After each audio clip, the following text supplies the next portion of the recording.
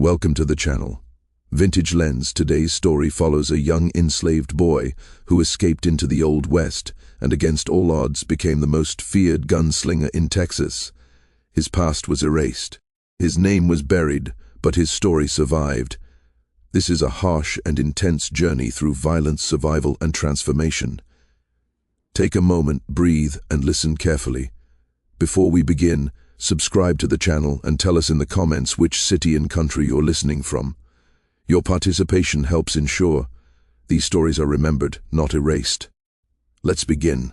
In the summer of 1873, a man dressed entirely in black walked into a saloon in Dusty Creek, Texas. He was tall, broad-shouldered. His skin was dark as midnight. His eyes carried something that made grown men look away. Within 60 seconds, he drew his revolver and put a bullet through the skull of a man named Thomas Birch. Before anyone could react, the stranger vanished into the blazing afternoon sun. That single gunshot would echo across Texas for the next 2 years. It was the first shot in a campaign of vengeance that would leave 18 men dead. It was the announcement that a ghost had returned to collect debts that white men thought were long forgotten.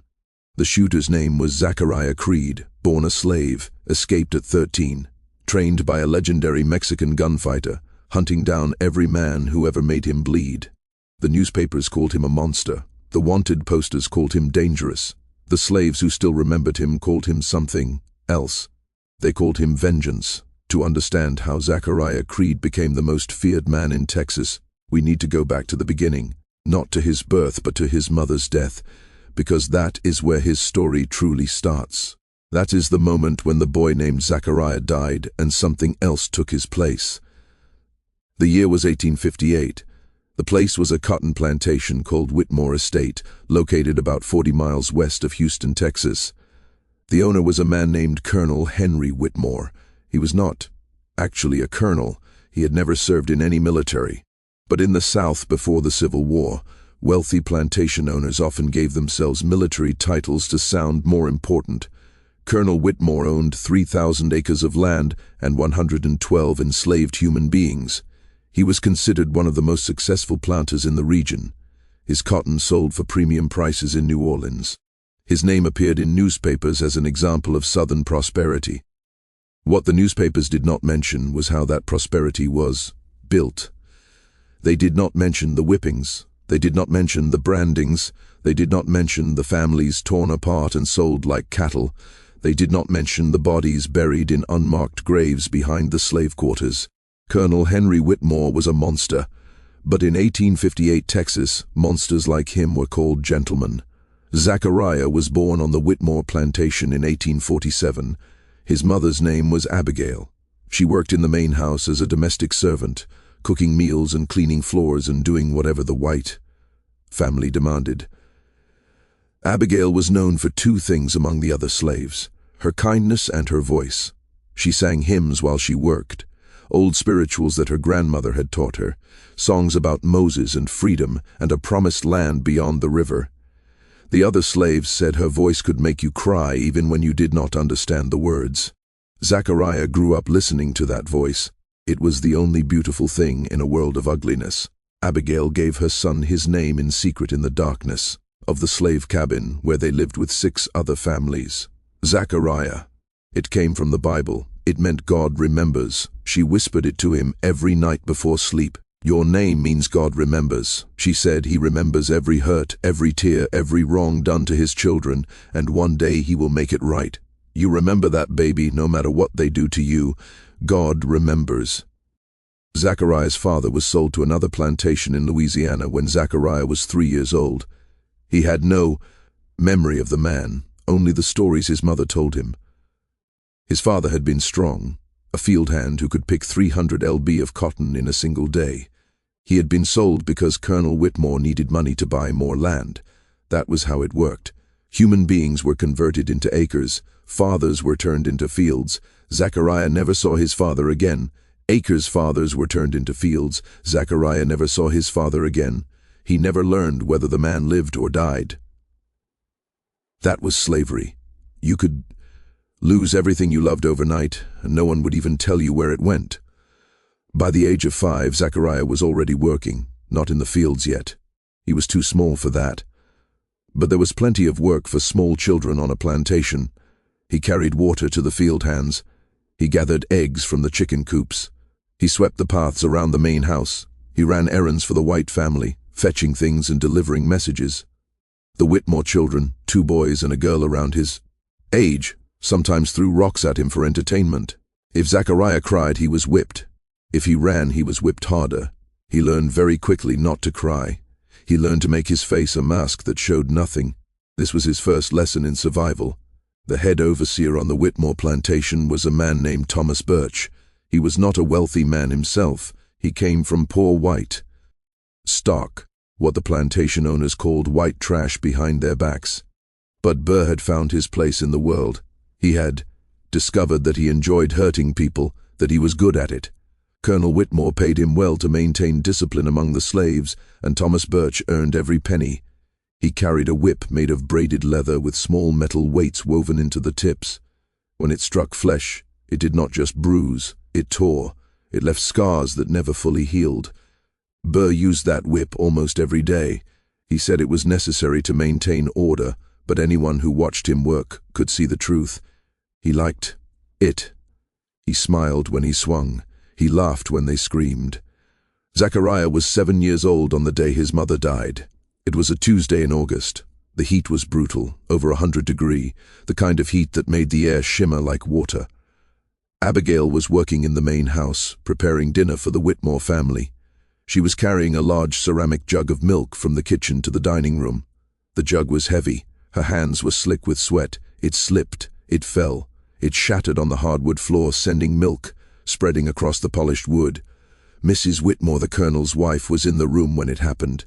She screamed, not because she was hurt. The jug had not come anywhere near her. She screamed because a slave had broken something that belonged to her, because a black woman had made a mess in her beautiful dining room, because she was hot and irritable and needed someone to punish. She called for Thomas Birch. What happened next was something Zachariah would remember for the rest of his life. Every detail, every sound, every image burned into his brain with permanent fire. He was outside the house sweeping the front path when he heard his mother scream. He ran. He was not supposed to run. Slaves were not supposed to run anywhere near the main house. But he heard his mother's voice and his legs moved before his brain could stop them. He came around the corner of the house and saw them in the yard behind the kitchen. Thomas Birch had his mother tied to a wooden post. Her dress had been torn from her back. Birch was standing behind her with his whip. Mrs. Whitmore was watching from the shade of a pecan tree, fanning herself, a slight smile on her face.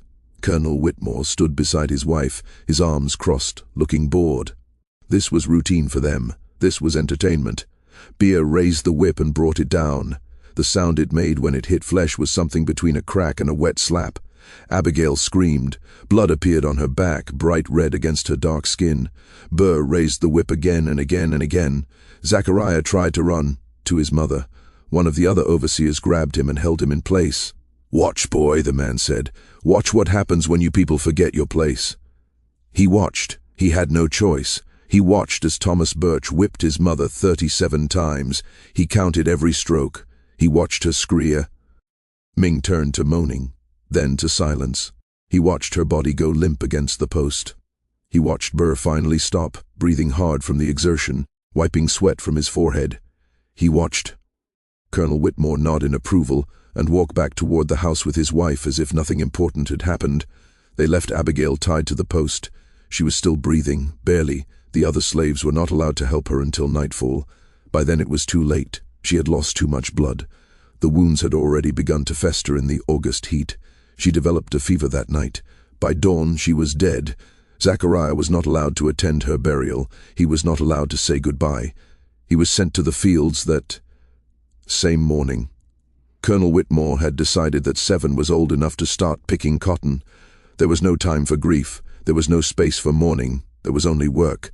But something had changed inside Zachariah. Something had broken, or perhaps something had been born.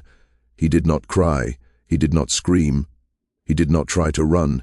He went to the fields and picked cotton with hands that were too small for the work. He came back to the cabin that night and lay in the spot where his mother used to sleep, and he made a promise, not to God, not to anyone who might be listening, to himself. He promised that one day he would find Thomas Birch. He would find Colonel Whitmore. He would find everyone who had stood there watching while his mother died.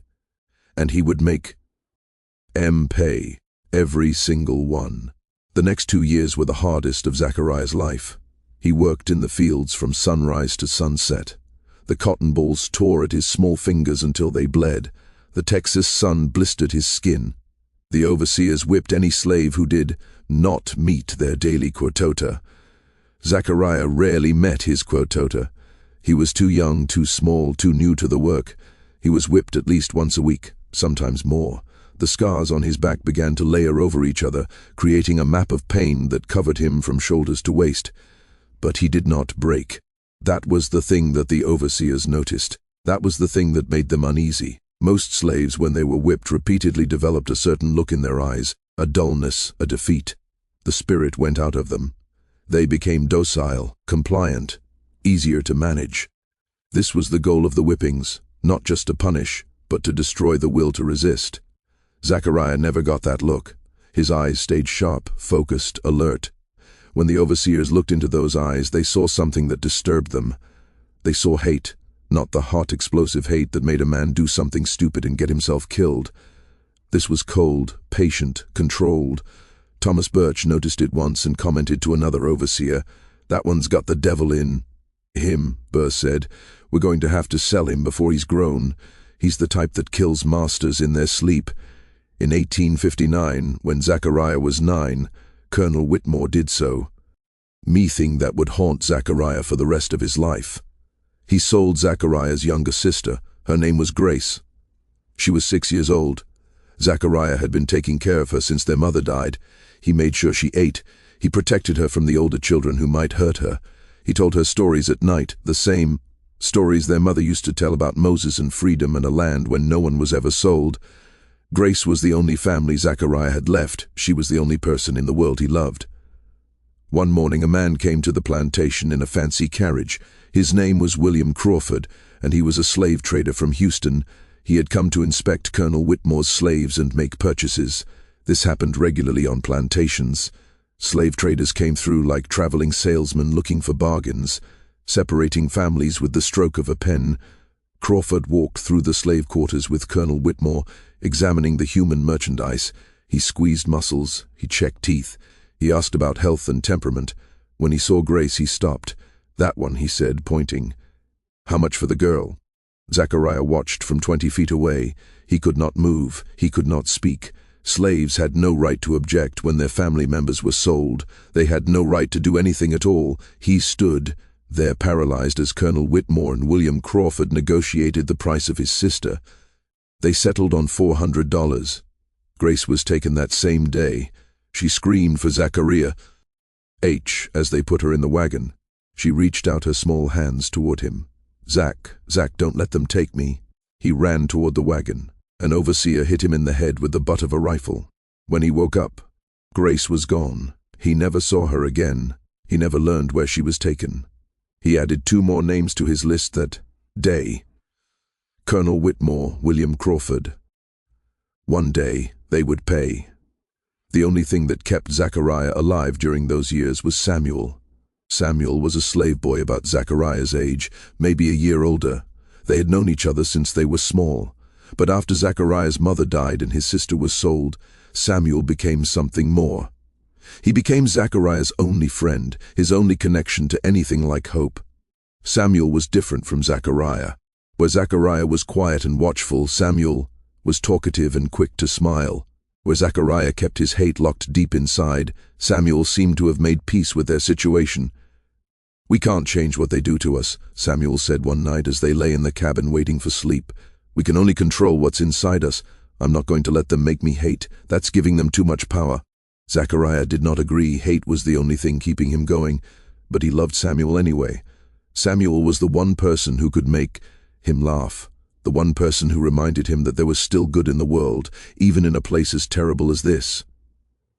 They made plans together, whispered plans in the dark. One day they would escape. They would run north to the Free States or west to the territories where they said a black man could start over. They would find Zachariah's sister and bring her with them. They would build a new life somewhere far away from cotton fields and whips and men like Colonel Whitmore. These plans were probably impossible.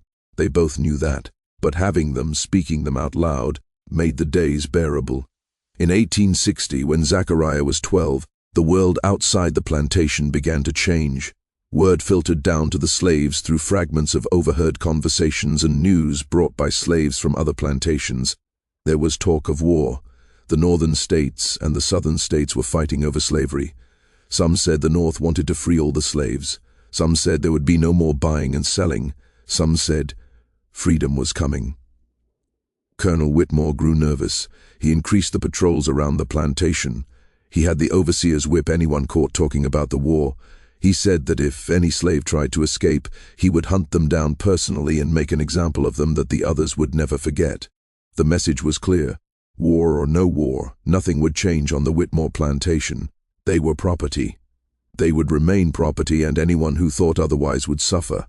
The event that finally broke Zachariah loose happened on a cold night in December of 1860. Samuel had been caught stealing food. It was a piece of bread. That was all. A single piece of bread from the kitchen. Samuel had not eaten in 2 days. He had given his portion to a younger child who was sick.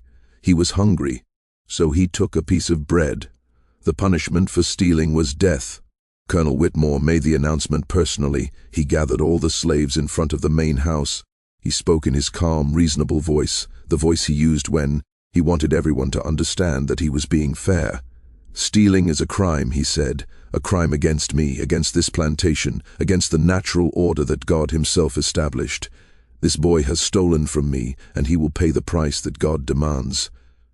They hanged Samuel from a pecan tree in front of everyone. Thomas Burge put the rope around his neck. 2 other overseers lifted him up and let him drop. Samuel did not die quickly. The drop was not long enough to break his neck. He strangled slowly, his feet kicking, his hands clutching at the rope, his eyes bulging. It took almost 5 minutes. Zachariah was forced to watch the entire time. When it was over, Colonel Whitmore ordered Samuel's body to be left hanging for 3 days, a warning to anyone else who might think about stealing, a reminder of what happened to slaves who forgot their place. For 3 days, Zachariah walked past Samuel's body on his way to and from the fields. He saw the birds come, he saw the flies, he saw what death looked like when it was left to rot in the open air. On the 3rd night, Zachariah made his decis. Ion. He waited until the moon went behind the clouds. He crept out of the cabin while everyone else slept. He found a knife in the blacksmith's shed and cut Samuel down from the tree. The body was stiff and beginning to smell. Zachariah did not care. He carried his friend over his shoulder to a spot behind the slave quarters where there was soft earth. He dug a grave with his bare hands. It took him 3 hours. When the hole was deep enough, he placed Samuel inside and covered him with dirt. He did not say a prayer. He did not believe in God anymore, a God who let his mother be whipped to death, a God who let his sister be sold like an animal, a God who let his best friend die for a piece of bread. That was no God worth praying to, but he made another promise. He promised Samuel that his death would mean something. He promised that he would escape, he would survive, he would come back one day and make every single person on this plantation answer for what they had done. Then Zachariah ran. He had no plan, he had no supplies, he had nothing but the clothes on his back and the hate in his heart. He crawled under the fence at the western edge of the plantation and started moving west, always west, away from the fields, away from the whips, away from everything he had ever known. He was 13 years old. He was alone in the Texas wilderness. He had never been off the plantation in his entire life. He did not know how to hunt. He did not know how to find water. He did not know where H.E. was going or how he would get there. He knew only that he would rather die free than live another day as a slave. The first 3 days were the worst. Zachariah moved at night and hid during the day, knowing that the overseers would be searching for him. He had no food. He found water in a creek and drank until his stomach hurt. He ate berries that he hoped were not poisonous. He kept moving west, navigating by the stars the way Samuel had taught him during their whispered conversations about escape. On the 4th day, he heard the dogs. Colonel Whitmore had hired slave catchers, professional hunters who specialized in tracking escaped slaves. They had hounds trained to follow human scent for miles. They had horses and guns and experience. They had caught dozens of runaways over the years. They had never failed. Zachariah heard the baying of the hounds coming from the east. He knew what it meant. He knew he could not outrun dogs. He knew that if they caught him, he would be brought back to the plantation. He would be whipped. He might be hanged like Samuel. At best, he would be branded as a runaway and sold further south to the brutal sugar plantations of Louisiana, where slaves were worked to death within a few years. He ran anyway. He ran until his lungs burned and his legs gave out. He fell in a dry creek bed and could not get up. The baying grew louder. They were getting closer. He could hear the horses now, the shouts of the men. He was going to be caught. Then he saw the hole. It was a gap in the creek bank, partially hidden by roots and dead leaves, a hole just big enough for a boy to squeeze into.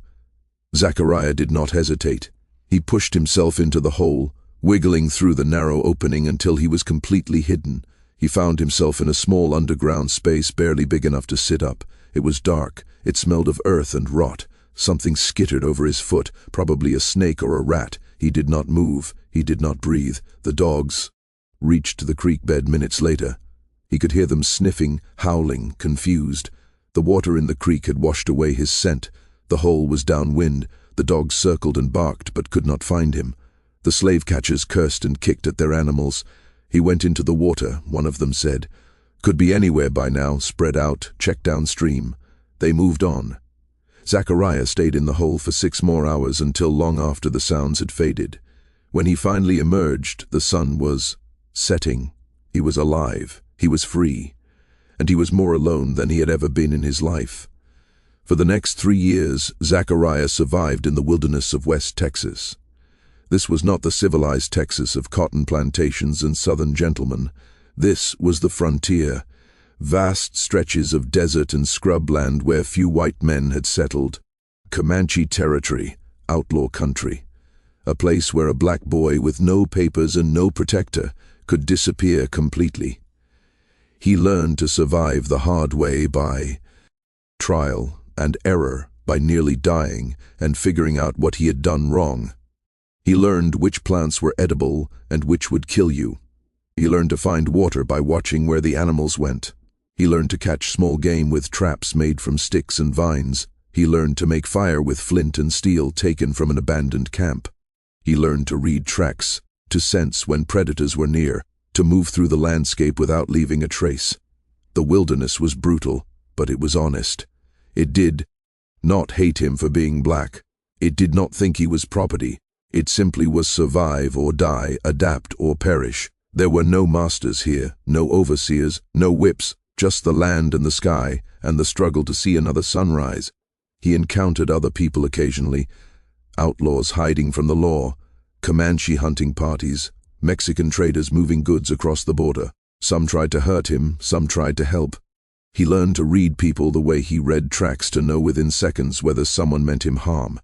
He became hard, watchful, dangerous. The soft parts of him, the parts that had once known how to love and trust, retreated deep inside where nothing could touch them.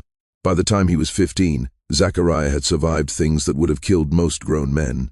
He had been bitten by a rattlesnake and cut the venom out of his own leg with a stolen knife.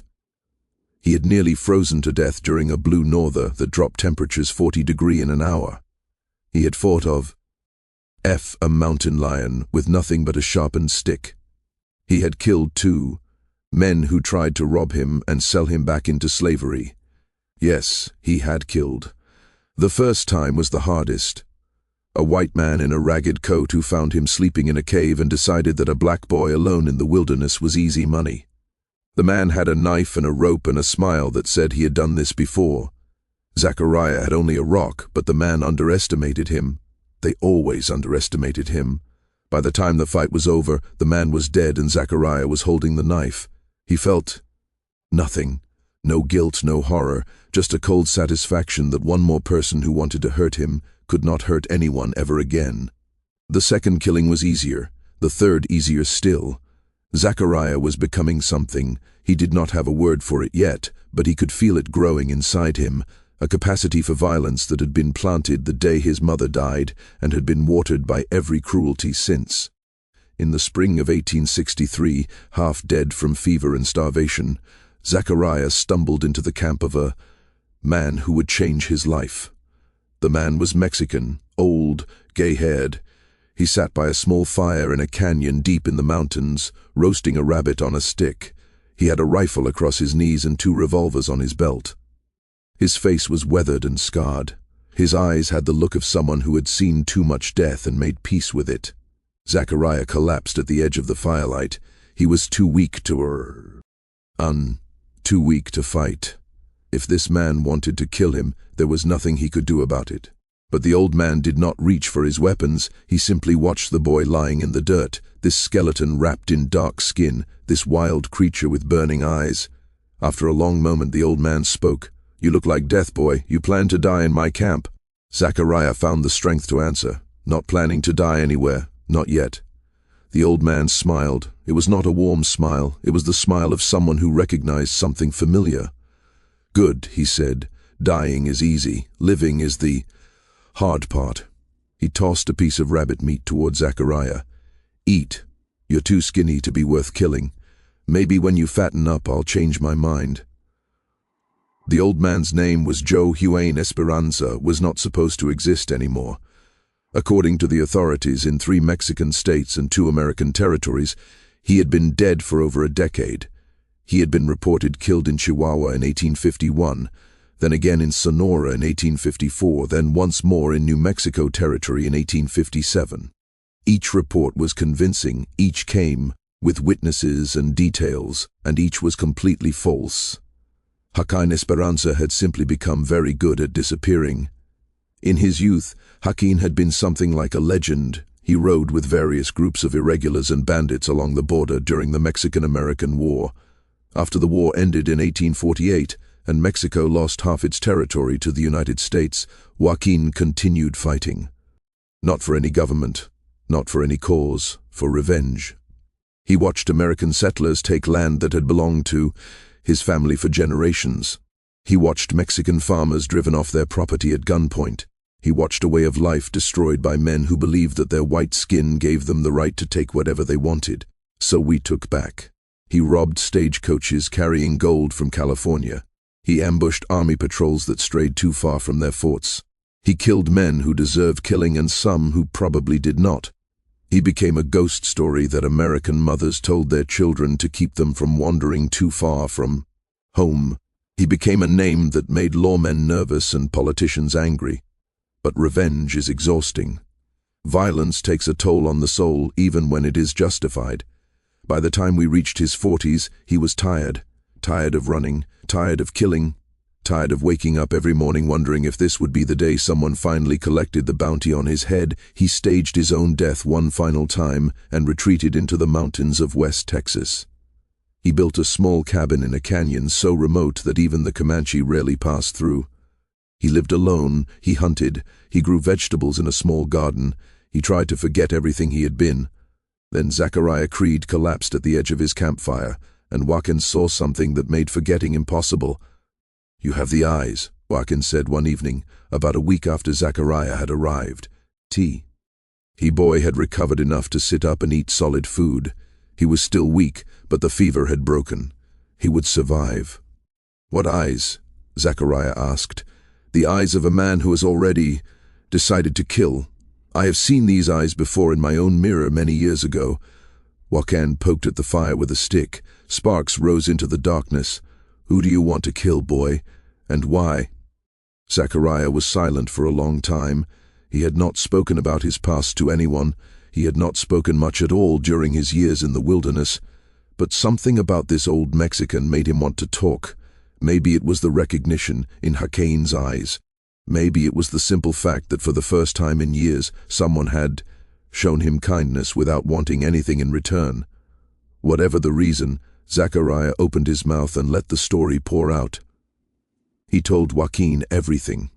His mother's death, his sister being sold, Samuel hanging from the tree, his escape, his years alone in the wilderness, the names of the men he had sworn to kill, Thomas Birch, William Crawford, Colonel Henry Whitmore and others, the overseers who had whipped him, the slave catchers who had hunted him. every man who had treated him as property instead of a person. When Zachariah finished, Joaquin was quiet for a long time. The fire crackled between them. An owl called somewhere in the darkness. Finally, the old man spoke. "You want revenge? I understand this. I have wanted revenge for most of my life, but wanting is not enough. Enting will only get you killed." Wynne looked at Zachariah with an expression that was almost sad. "You are angry. You are determined. But you are also untrained, unskilled. You would not last 5 minutes against the men you want to kill. They have guns, they have money, they have the law on their side. You have nothing but hate." "Then teach me," Zachariah said. "Teach me to be more than I am." Joaquin shook his head. "I came here to escape violence, to find peace, to die quietly in these mountains and let my sins be forgotten." "Then why did you save me? Why didn't you let me die?" The question hung in the air. Joaquin stared into the fire for a long moment. When he looked up, his eyes were wet. "Because I saw myself in you," he said quietly. "Because I know what it is to have everything taken. Because I was once a boy with nothing but hate, and someone helped me when they did not have to. I suppose I am repaying a debt I have owed for 40 years. He sighed and stood up slowly, his joints cracking with age. "I will teach you, but understand what you are asking. Once you walk this path, there is no coming back. The things I will teach you will change you forever. You will become a killer, and killers do not have the luxury of peace. Not in this life. Maybe not in the next." Zachariah did not hesitate. "I stopped hoping for peace the day my mother died. All I want now is justice." Joaquin nodded slowly. "Then we begin tomorrow." The training lasted 4 years. 4 years of brutal, relentless education into the art of violence. Joaquin was not a gentle teacher. He did not believe in gentle. He believed that pain was the best instructor, that lessons learned through suffering were lessons never forgotten. He pushed Zachariah to the edge of his limits, then pushed him further. He broke the boy down and built him back up, into something harder, something sharper, something deadly. The first year focused on the body. Zachariah learned to fight with his hands, with knives, with sticks, with anything that could be turned into a weapon. Joaquin taught him techniques from a dozen different traditions: street fighting from the slums of Mexico City, knife work from the Viceros, wrestling holds from the Comanche, pressure points that could paralyze or kill with a single strike. Every day they sparred until Zachariah could barely stand. Every night he nursed his bruises and prepared for the next day's beating. The second year focused on firearms. Joaquin was a master with both rifle and pistol, and he passed this mastery to his student. Zachariah learned to shoot at targets while standing still, then while moving, then while being shot at. He learned to draw and fire in a single fluid motion so fast that the eye could barely follow. He learned to reload without looking, to clear jams by feel, to maintain his weapons in any condition. By the end of the second year, Zachariah could put 6 bullets through a playing card at 20 paces in less than 3 seconds. We said he was adequate. The third year used on the mind. This was the training that Zachariah had not expected. We insisted that violence without intelligence was just noise. A true fighter needed to understand his enemies, needed to predict their movements, needed to control his own emotions so completely that nothing could disturb his focus. They played chess for hours, Joaquin teaching Zachariah to think several moves ahead.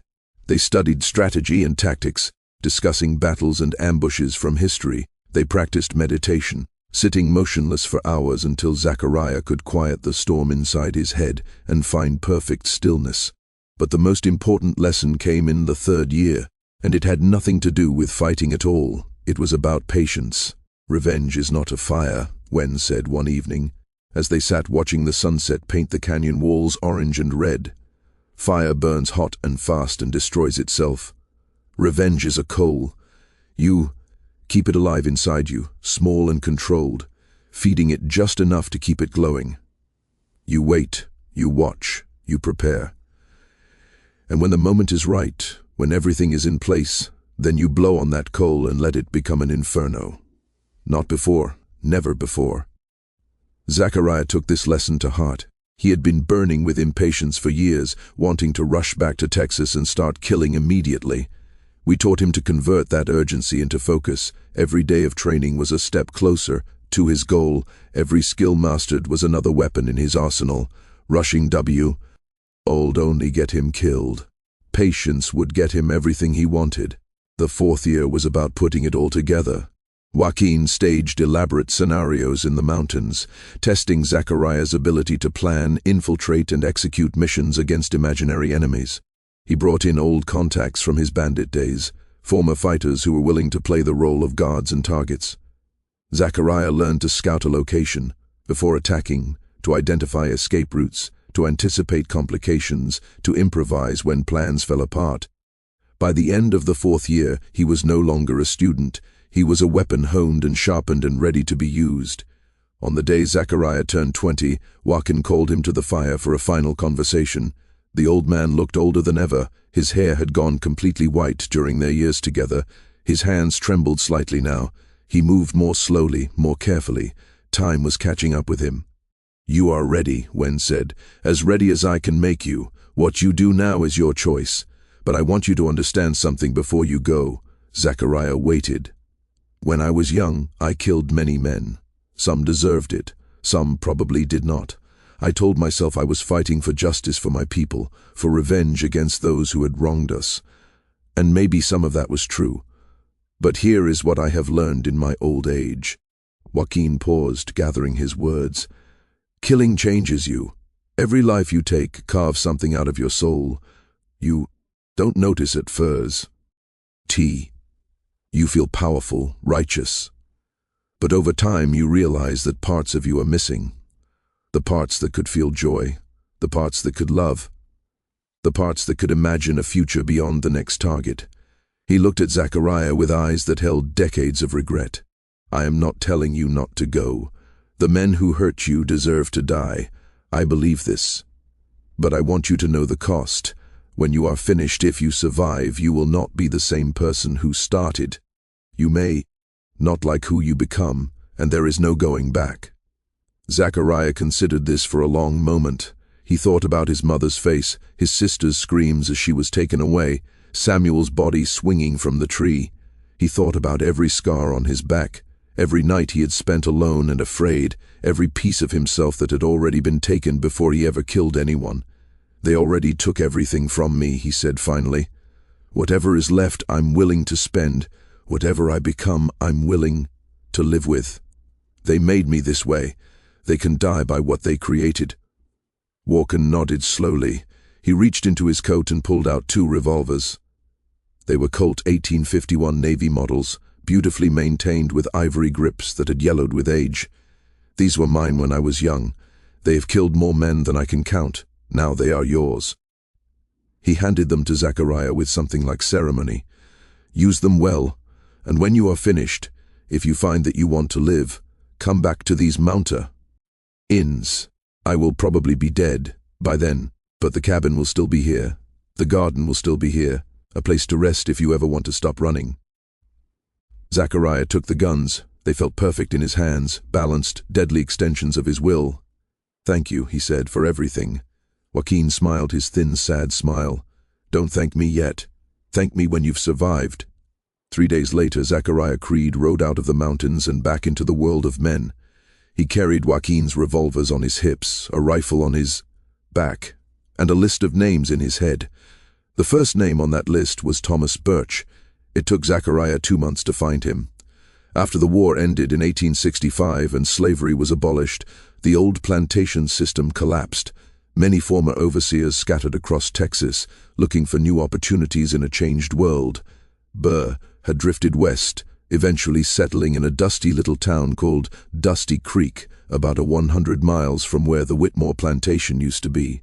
He worked as a ranch hand now, drinking away his wages and telling anyone who would listen about the good old days when he kept slaves in line.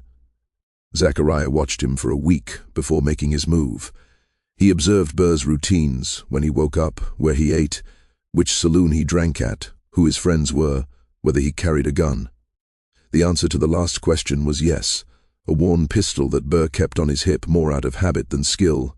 Zachariah noted that Burr's draw was slow, his reflexes were dulled by years of alcohol. He was not a threat. On the 7th day, Zachariah walked into the saloon at noon. The room was crowded with ranch hands and drifters seeking shade from the brutal Texas sun. Burr sat at a table in the back playing cards with 3 other men. He was heavier than Zachariah remembered. His face was red and bloated from drink, but those hands were the same. The hands that had held the whip, the hands that had killed his mother. The room grew quiet as Zachariah approached. A black man walking into a white saloon was unusual enough. A black man dressed all in black, with 2 pistols gleaming on his hips, moving with the confidence of someone who expected to be obeyed. That was something else entirely. Zachariah stopped at Burr's table. The card players looked up nervously. Birch squinted at the stranger, too drunk to feel the danger. "Thomas Birch," Zachariah said. It was not a question. "Who wants to know?" Burr slurred. "You worked as an overseer on the Whitmore Plantation before the war." Something flickered in Burr's eyes. A memory. A ghost. He straightened up, slightly trying to focus. "What of it?" "That was a long time ago, not long enough." Zachariah's voice was calm, almost gentle. "August 18th, 1858. You whipped a woman named Abigail 37 times. She died that night from her wounds." Birch's face went pale. His hand started moving toward his pistol, but before his fingers touched the grip, he was looking down the barrel of Zachariah's Colt. The draw had been too fast to One moment Zachariah's hands were empty. The next, death was pointing at Burr's face. "I wouldn't," Zachariah said quietly. The other card players scrambled away from the table, knocking over chairs in their haste to get clear. The rest of the saloon had gone completely silent. Everyone was watching now. "Who are you?" Burr whispered. Zachariah leaned in close. "Abigail was my mother. My name is Zachariah. It means God remembers." He watched recognition dawn in Burr's eyes. Terror followed close behind. "I told you once that I would find you. Did you think I forgot? Did you think God forgot?" Burr started to beg. His words tumbled out in a desperate stream. He was sorry, he was just following orders. He was different now. He had changed. "Please, please." Zachariah listened until the words ran out. Then he shook his head slowly. "My mother begged too. You didn't stop. Why should I?" The gunshot echoed through the silent room. Birch slumped forward onto the table, a hole in the center of his forehead. The card players were spattered with blood. Someone screamed. Zachariah holstered his weapon calmly, turned, and walked out the front door, into the blinding sunlight. By the time anyone thought to follow, he had vanished. The news spread across Texas like wildfire. A black man had walked into a white saloon in broad daylight and killed a white man. Not in self-defense, not in a fair fight and execution. Cold-blooded and deliberate. The victim was a former overseer from a plantation. The killer was a former slave, and he had escaped without a trace. Within a week, wanted posters appeared in every town. $500 for information leading to the capture of the man they were calling the Black Ghost. But no one had gotten a good enough look at him. No one knew his name. He was just a tall, dark shadow that killed and disappeared. Zachariah did not care about the posters. He was already moving to the next name on his list. William Crawford, the slave trader who had bought his sister Grace, was harder to find. The slave trade had ended with the war and many traders had moved on to other businesses. Crawford had reinvented himself as a legitimate businessman in Houston, dealing in cotton and cattle. He lived in a fine house on a respectable street, attended church every Sunday, and was considered an upstanding member of the community. No one talked about how he had made his original fortune. No one wanted to remember. Zachariah spent 3 weeks gathering information. He learned Crawford's schedule, his habits, his security. The man was more careful than Burr had been. He kept armed guards at his house. He traveled with protection. He was afraid, though perhaps not of Zachariah specifically. Men who built their wealth on human suffering tend to have many enemies. The solution came to Zachariah one night as he watched Crawford's house from across the street. Every Tuesday evening, Crawford visited a private club on the edge of town, a place where wealthy men drank expa, ensive whiskey, and discussed business away from prying eyes.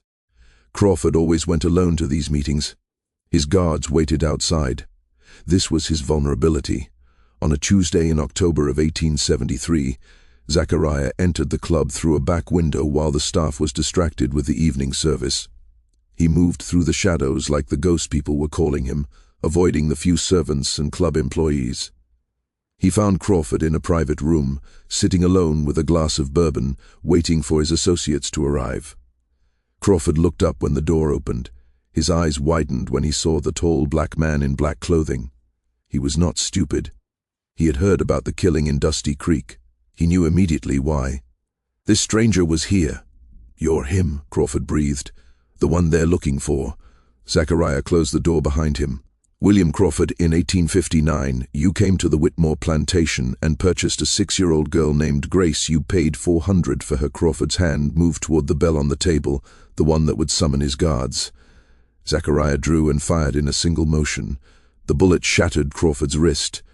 The man screamed, clutching his bleeding hand. "That was a warning," Zachariah said. "The next one won't be. Where is she?" Crawford was sobbing now, tears and snot running down his face. "Who?" "I don't know what you're talking about. I bought and sold hundreds of slaves. Do you expect me to remember one? Her name was Grace. She was my sister. You took her from the Whitmore Plantation. Where did she go?" Crawford shook his head desperately. "I don't know. I don't keep records of individual sales. She could have been sold anywhere. Louisiana, Mississippi, Alabama. I don't remember." Zachariah studied the man's face. He was telling the truth. He genuinely did not remember. Grace had been nothing to him, just merchandise. Just $400 changing hands. He had probably forgotten her name before his carriage left the plantation. Something inside Zachariah went very cold. He had hoped, despite everything, that Crawford might have some information, some clue that would help him find his sister. Instead, he had found only emptiness. Grace was gone, lost in the vast machinery of slavery. He would probably never know what happened to her. "You don't even remember," Zachariah said softly. "She was 6 years old. She screamed for me when you took her. She reached out her hands, and you don't even remember." Crawford must have seen death in Zachariah's eyes. He started babbling again, offering money, offering to help search for the girl, offering anything, everything. "Please." Zachariah raised his pistol. "When you get to hell, tell them Zachariah sent you. Tell them God remembers." The second shot was as clean as the first. Over the next 18 months, Zachariah worked his way through the list. James Thornton, the sheriff who had ordered Samuel's hanging, was found dead in his office with a note pinned to his chest that read, "Remembered." Robert Hayes, a doctor who had branded runaway slaves on the face, was discovered in his clinic with his own branding iron pressed into his forehead. 2 former overseers from the Whitmore Plantation died within a week of each other. One shot in a stable, one shot in his own bedroom. The pattern was always the same. A single bullet, a message, a ghost that could not be caught. The legend of Zachariah Vengeance Creed grew with each killing. Some said he was a demon summoned by slave magic. Some said he was a dead man come back from the grave. Some said he did not exist at all. That the killings were the work of multiple men who had adopted a single identity. The truth was stranger. He was just a man who had been wronged, a man who had decided that if the law would not provide justice, he would provide it himself. Not everyone Zachariah killed was on his original list. Word of his existence spread through the black communities of Texas, passed in whispers from church to church, from family to family. Sometimes people sought him out. They told him about men who had committed terrible crimes during slavery, masters who had murdered slaves for sport, overseers who had raped women and killed their husbands, traders who had specialized in separating children from mothers. These men had never faced any consequences. The law did not consider crimes against slaves to be crimes at all. Zachariah listened to these stories. He investigated when he could, and when he found that the stories were true, he added names to his list. He became something more than a personal avenger. He became a symbol, a promise that the crimes of slavery would not be forgotten, that somewhere out there, someone was keeping count, someone was remembering, and someone was making the guilty pay. The bounty on his head rose to $1,000, then $2,000, then $5,000. The governor of Texas declared him public enemy number 1. Paths were formed. Bounty hunters were hired. Rangers were deployed. None of them could catch him. Zachariah moved like smoke, appearing and disappearing at will. He had learned from Joaquin how to survive in the wilderness. He had contacts in the black communities who provided shelter and information. He was everywhere and nowhere. a nightmare that would not end.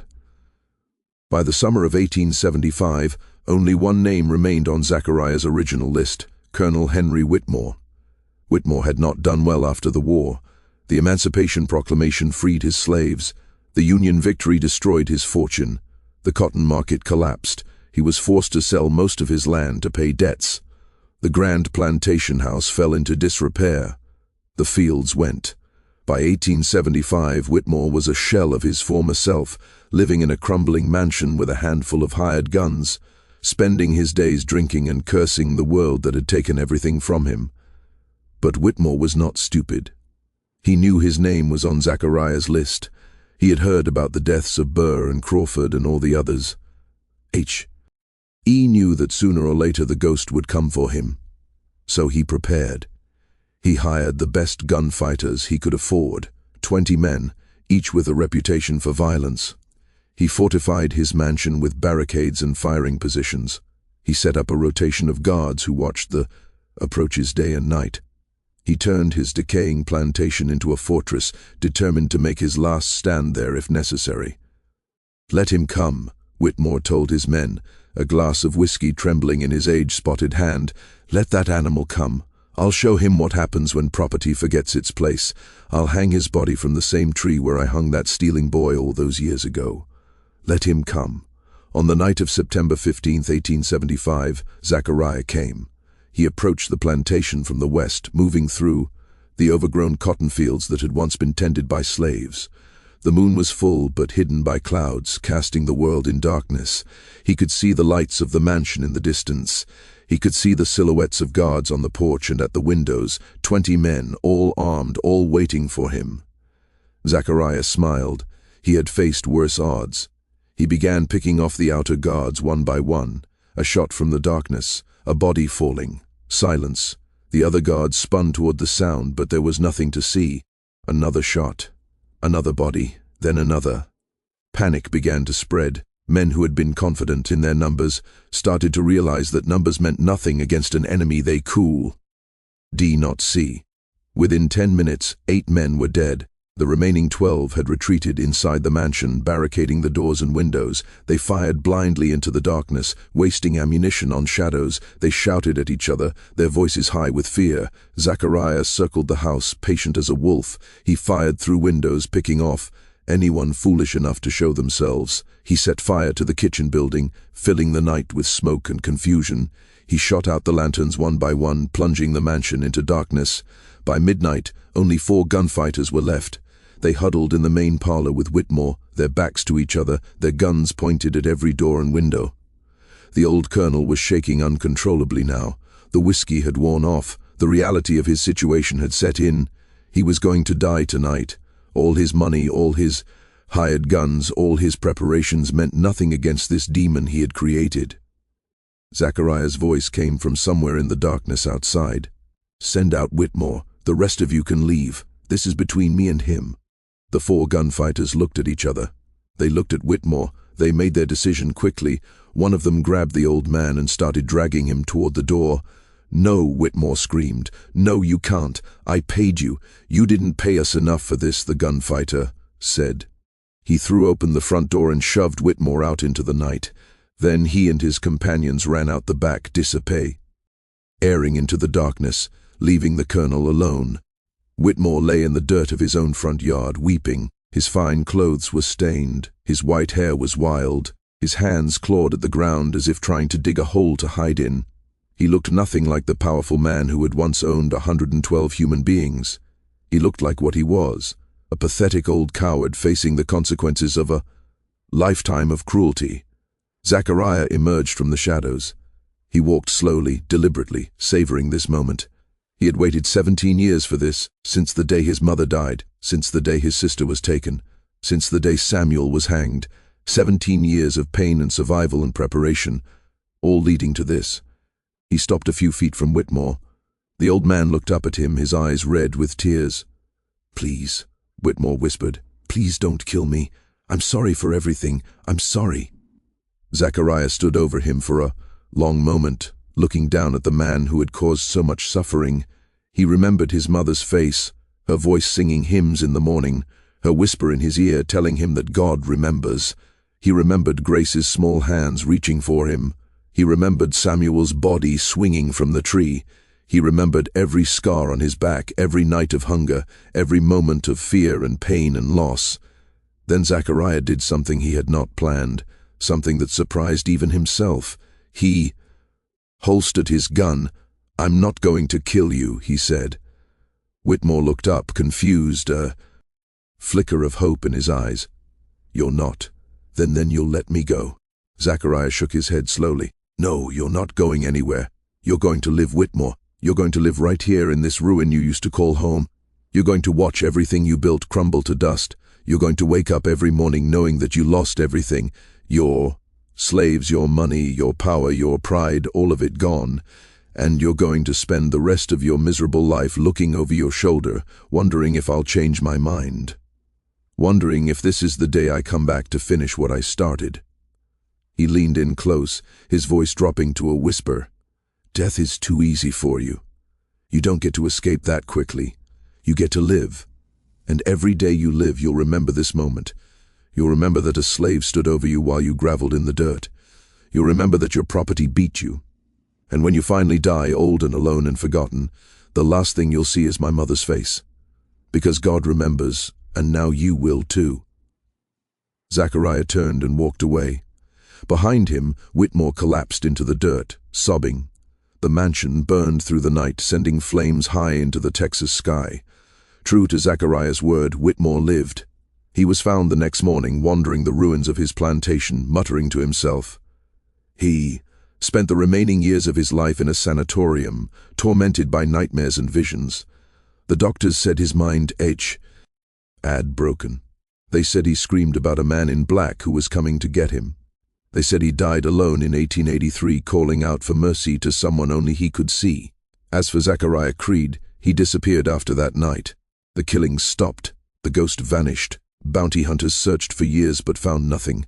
Some said he had been killed in Mexico. Some said he had gone north to Canada. Some said he had never existed at all, that he was just a story slaves told to frighten their former masters.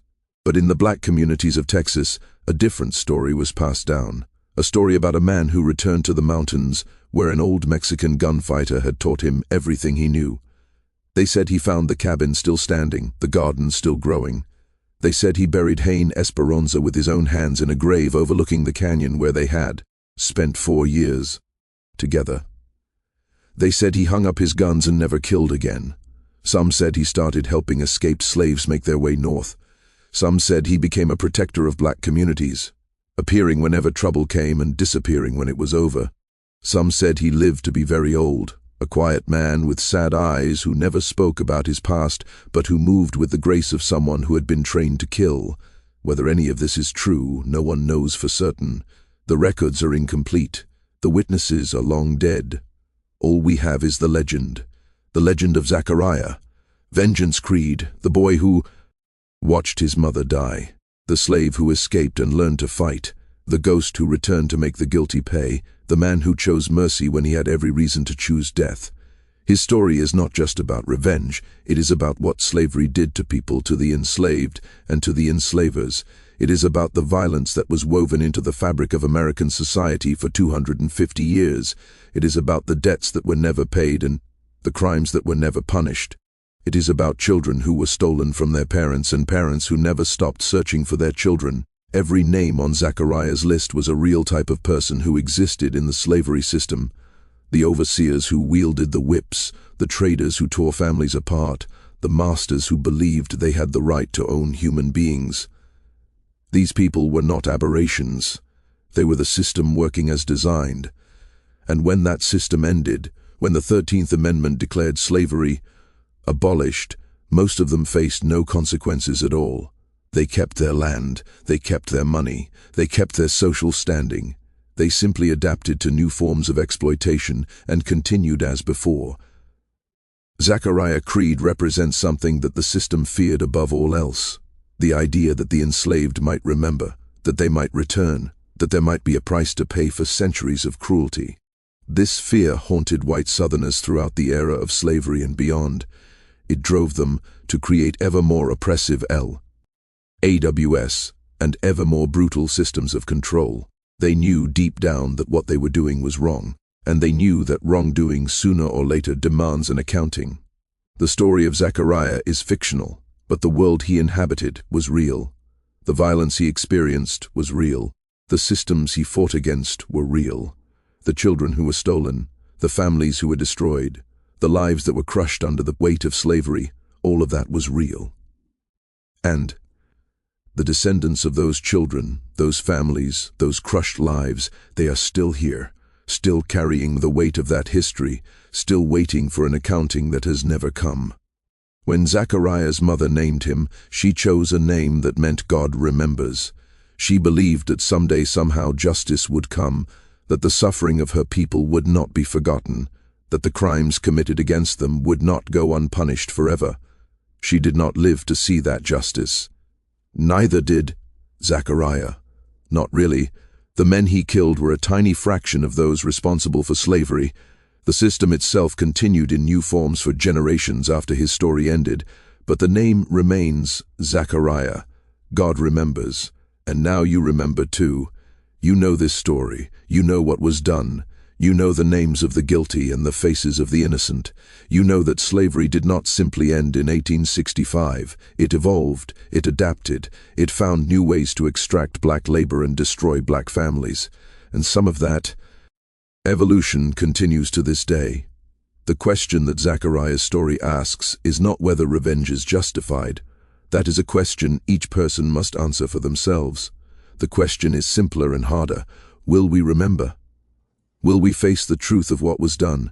Will we acknowledge the debts that were never paid and the wounds that were never healed? Will we build a future that honors the suffering of the past? Zachariah Creed found his own answer in the mountains of West Texas. He chose vengeance, then chose mercy.